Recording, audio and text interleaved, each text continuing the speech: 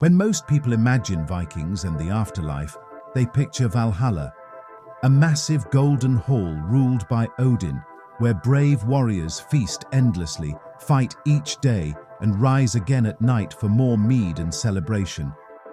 Movies, video games, and even heavy metal songs have made Valhalla the ultimate Viking destination.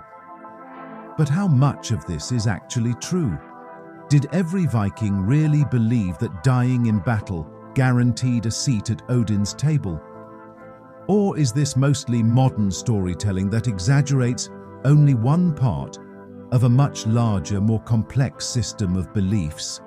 To answer that, we need to separate fact from fiction and step into the real world of Norse mythology. The first thing to understand is that the Viking afterlife was not one size fits all. Norse religion wasn't a single unified system with one official doctrine. Instead, it was a collection of oral traditions, poems, sagas, and local practices passed down across Scandinavia. That means different people, different villages, and different centuries held different ideas about what happened after death. For the Vikings, the afterlife was not simple.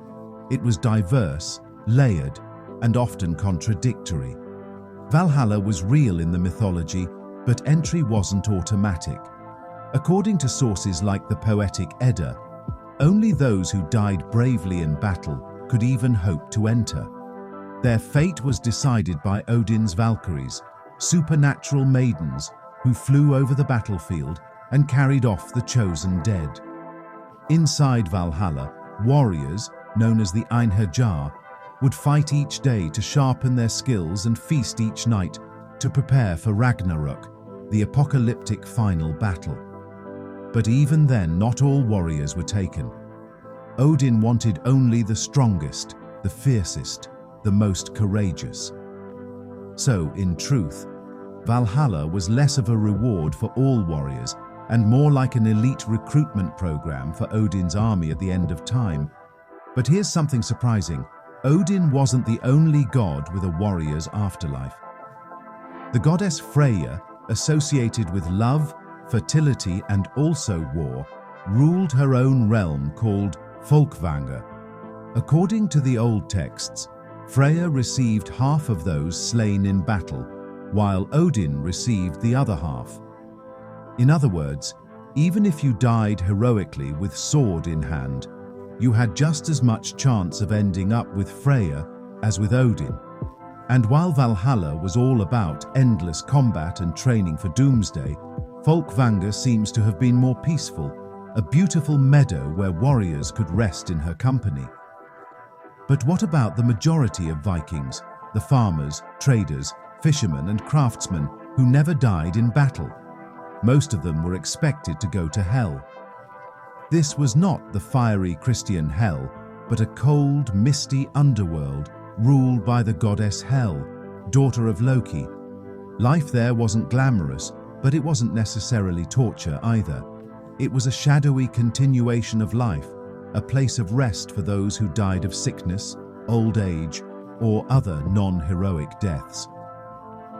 For the average Viking, this was the more likely destination. Other possibilities existed too. Sailors who drowned at sea were believed to be taken by Ran, the sea goddess, who caught the dead in her net and drew them into her underwater hall. Some sagas mention Helgafjell, the holy mountain, where good and honorable people could go to live happily after death. Archaeology also shows that many Vikings believed spirits remained close to their burial sites. Burial mounds were treated almost like doorways between worlds, with offerings placed to keep the dead satisfied or to stop them from haunting the living.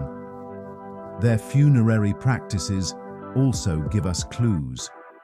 Some were cremated, others buried with weapons, tools, jewelry, and even sacrificed animals or slaves. This suggests that Vikings believed the dead needed equipment and companions in the next life, just as they did in this one. Death, to them, was less of a sharp end and more of a continuation in a different realm. Now let's bust a few myths. Fiction tells us all Vikings dreamed of Valhalla, but in reality, only a select few could ever hope to enter. Fiction paints hell as a place of punishment, but fact shows it was simply the neutral realm of the dead. Fiction often implies that Viking religion was unified and organized, but the truth is that beliefs varied widely across regions and eras. So why do we, today, focus almost entirely on Valhalla? Much of this comes from later interpretations. Christian writers of the Middle Ages often exaggerated or misunderstood pagan beliefs. In the modern era, romantic nationalism in Scandinavia, along with novels, films, and video games, highlighted Valhalla because it was the most dramatic and heroic image. Let's face it, endless feasting and warrior glory sells better than the quiet mist of hell. For the Vikings themselves, though, these beliefs mattered deeply. Afterlife ideas shaped how they lived. Courage in battle, generosity to kin, and loyalty to community were seen as ways to ensure a better fate. But it's also important to remember that many Vikings valued peace, family, and farming as much as raiding. Their visions of the afterlife reflected their own priorities and hopes. So, where did Vikings think they'd go after death? The answer isn't simple.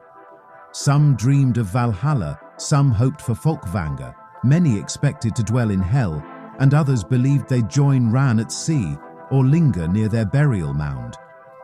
In the end, the Viking afterlife wasn't one hall or one fate. It was a whole spectrum of possibilities. And maybe that's the most fitting reflection of their world, a place of uncertainty, courage, imagination, and destiny.